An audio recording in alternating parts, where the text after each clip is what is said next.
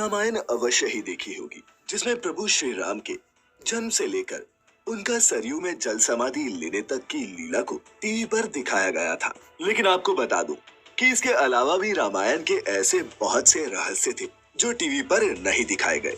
आज की इस वीडियो में हम आपको रामायण से जुड़ी ऐसी ही 15 बातों के बारे में बताने जा रहे हैं, जिनके बारे में आप शायद ही जानते होंगे। तो चलिए अब बिना देरी के मिलकर जानते हैं रामायण से जुड़े इन 15 रहस्यों के बारे में। नमस्कार और स्वागत है आप।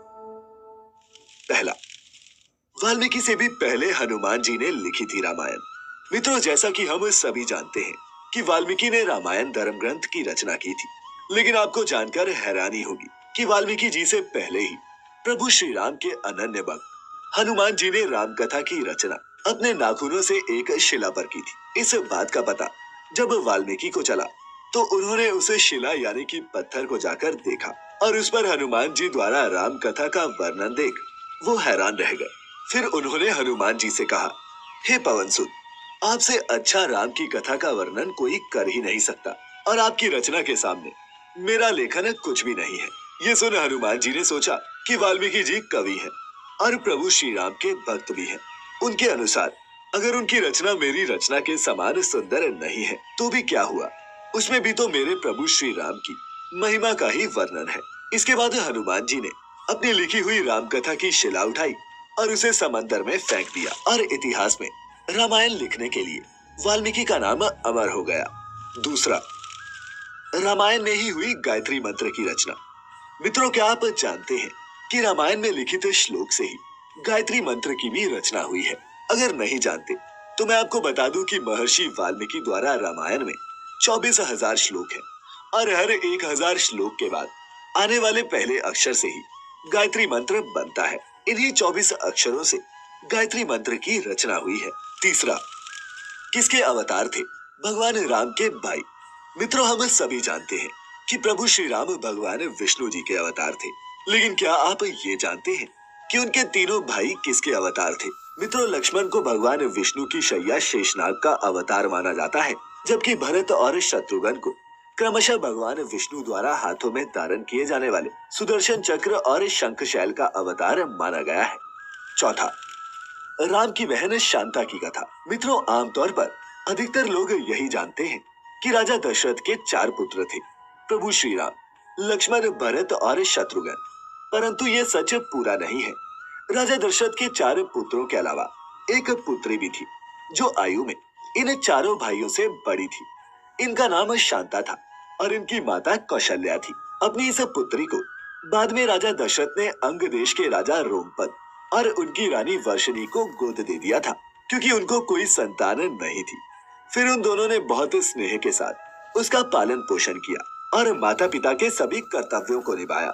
बाद में राजा रोमपद ने शांता का विवाह ऋषिशृंग ऋषि के साथ कर दिया, जिससे जुड़ी कथा बड़ी ही रोचक है।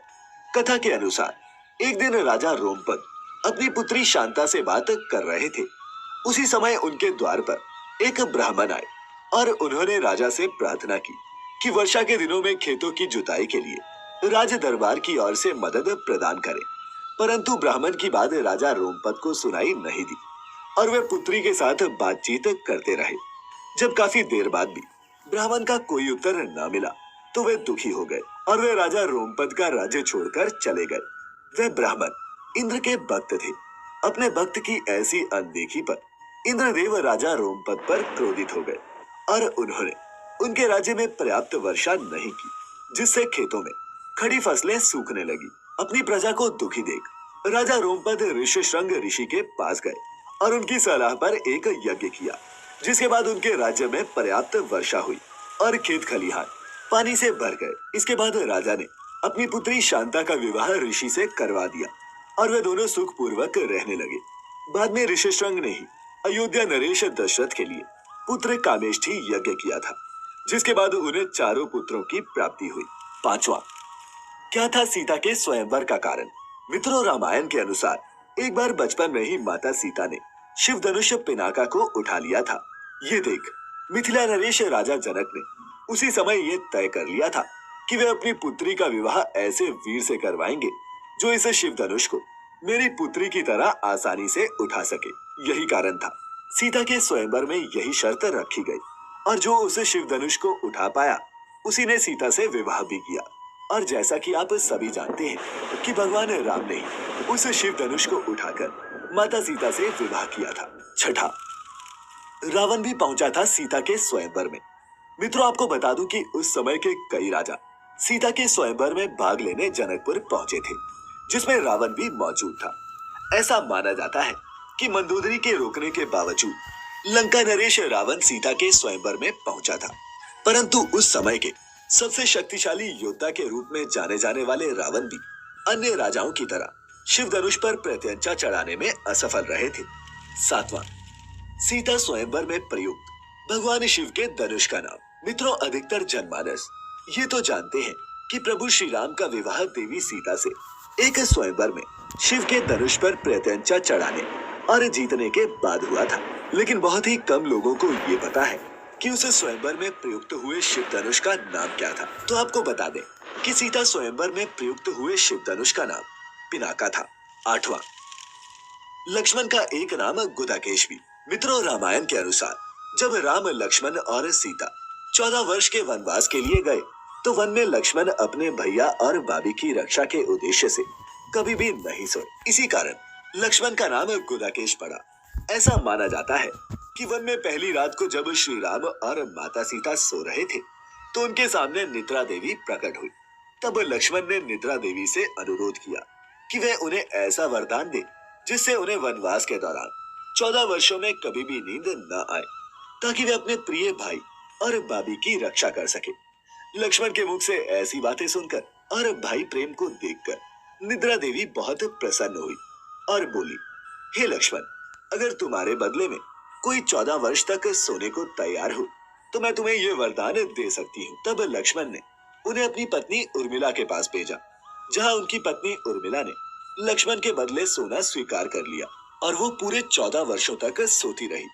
9वां, भगवान कृष्ण की मृत्यु का रहस्य। रामायण में इस प्रसंग का विस्तार से वर्णन किया गया है कि बाली और सुग्रीव के युद्ध के बीच भगवान राम ने पेड़ के पीछे से छिपकर बाली पर बाण चलाया था, जिससे बाली की मृत्यु हो गई। लेकिन बहुत कम लोग ये जानते हैं कि इसी युद्ध में भगवान विष्णु के कृष्ण अवतार के देह त्यागने का रहस्य भी छिपा हुआ था। दरअसल बाली की मृत्यु के बाद जब ये बात उनकी पत्नी तारा को पता चली कि श्री राम ने छिपकर उनके पति का वध किया है, तो उसने क्रोध में आकर प्रभु श्री राम को ये श्राप दे दिया कि जिस प्रकार उसके पति की मृत्यु हुई है, ठीक उसी प्रकार अगले जन्म में आपकी भी मृत्यु होगी। और महाभारत में हमें इस बात का उल्लेख मिलता भी है कि एक शिकारी के बाण लगने के बाद ही भगवान श्री कृष्ण ने देह त्यागी थी। 10वां, ऋषराज जामवंत भी भगवान राम से करना चाहते थे द्वंद्व युद्ध। दरअसल मित्रों, ऐसा माना जाता है कि उस समय ऋषराज जामवंत से ज्यादा शक्तिशाली और योद्धा कोई भी नहीं था।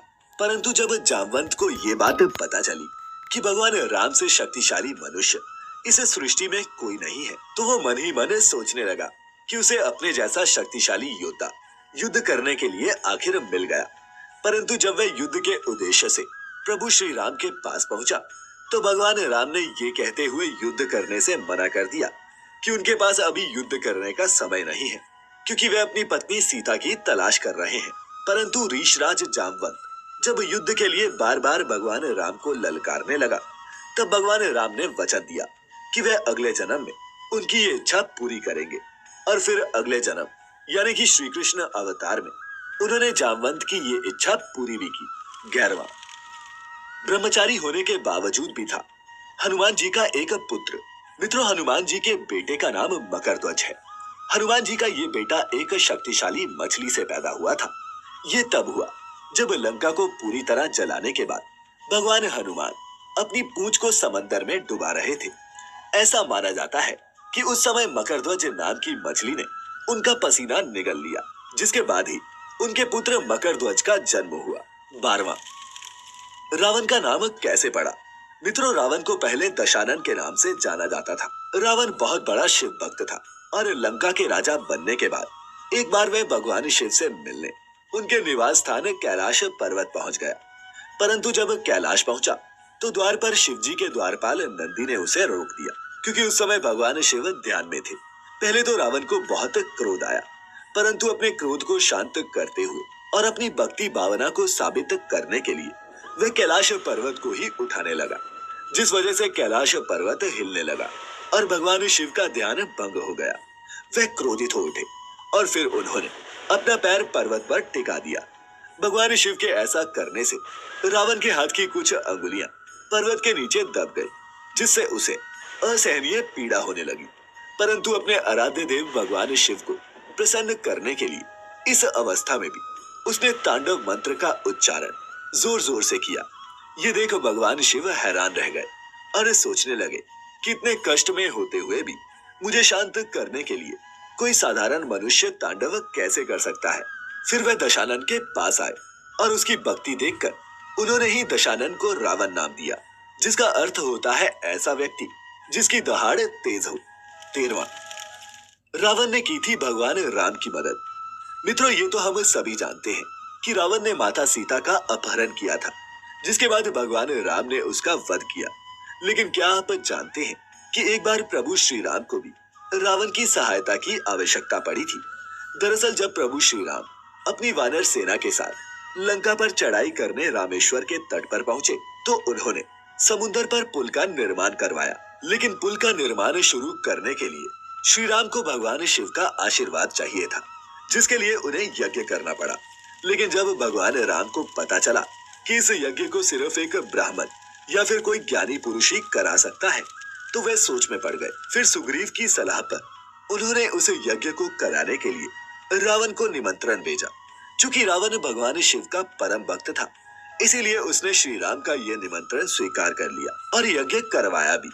रावण न केवल उस यज्ञ को करवाने आया, बल्कि उसने यज्ञ की समाप्ति के बाद भगवान राम को ये आशीर्वाद भी दिया कि वे जिस उद्देश्य से ये यज्ञ कर रहे हैं वे सफल हो। जबकि वह भली भांति जानता था कि श्री राम इस पुल का निर्माण उसी से युद्ध करने के लिए कर रहे हैं। 14वां, देवराज इंद्र के कारण कुंभकर्ण को सोने का वरदान प्राप्त हुआ। मित्रों, कुंभकर्ण रावण का छोटा भाई था, जो दिखने में बहुत ही भयानक था। रामायण में इस बात का जिक्र मिलता है कि कुंभकर्ण 6 महीने सोता रहता था। लेकिन क्या आप जानते हैं कि वे 6 महीनों तक किस कारण सोता था? रामायण में वर्णित कथा के अनुसार एक बार कुंभकर्ण की तपस्या से प्रसन्न होकर ब्रह्मा जी उसके सामने प्रकट हुए और उन्होंने उसे वरदान मांगने को कहा। उधर देवराज इंद्र को इस बात से डर लगने लगा कि कहीं कुंभकर्ण वरदान में इंद्रासन न मांग ले। अतः उन्होंने देवी सरस्वती से अनुरोध किया कि वे कुंभकर्ण की जीवा पर बैठ जाए, जिससे वे इंद्रासन के बदले निद्रासन मांग ले। इसके बाद जैसे ही कुंभकर्ण ने वरदान मांगने के लिए अपना मुख खोला, सरस्वती देवी उनकी जीवा पर जाकर बैठ गई और वह ब्रह्मा जी से इंद्रासन की जगह निद्रासन मांग बैठा। और इस प्रकार ब्रह्मा जी ने कुंभकर्ण को निद्रासन का वरदान दे दिया। 15वां, पंचमुखी हनुमान। मित्रों, लंका युद्ध के दौरान रावण का भाई अहिरावण राम और लक्ष्मण का अपहरण कर उन्हें पाताल लोक ले गया था। फिर उनको खोजते हुए हनुमान जी भी पाताल लोक जा पहुंचे, लेकिन द्वार पर उनको अपने ही पुत्र मकरध्वज से युद्ध करना पड़ा, जो उस समय पाताल लोक के द्वार पर पहरा दे रहा था। अपने पुत्र को हराने के बाद जब हनुमान जी पाताल लोक पहुंचे, तो उन्हें पता चला कि अहिरावण की जान 5 दिशाओं में रखी हुई दीपों में बसती है और उसका वध करने के लिए इन 5 दियों को एक साथ बुझाना जरूरी है। और इसी समय हनुमान जी ने अपना पंचमुखी रूप धारण किया, जिसमें से एक सिर वराह का, एक नरसिंह का, एक गरुड़ का, एक हाग्र का और एक हनुमान जी का खुद का था। इस पंचमुखी हनुमान से हनुमान जी ने एक साथ 5 दीपों को बुझा दिया और फिर वहां से भगवान राम और लक्ष्मण जी की जान बचाई। तो मित्रों, क्या इस वीडियो को देखने से पहले आप रामायण के इन रहस्यों के बारे में जानते थे? अगर हाँ, तो हमारे साथ नीचे कमेंट्स जरूर साझे करें। साथ ही ऐसी ही और भी आध्यात्मिक और धार्मिक वीडियोस देखते रहने के लिए सब्सक्राइब करना ना भूलें।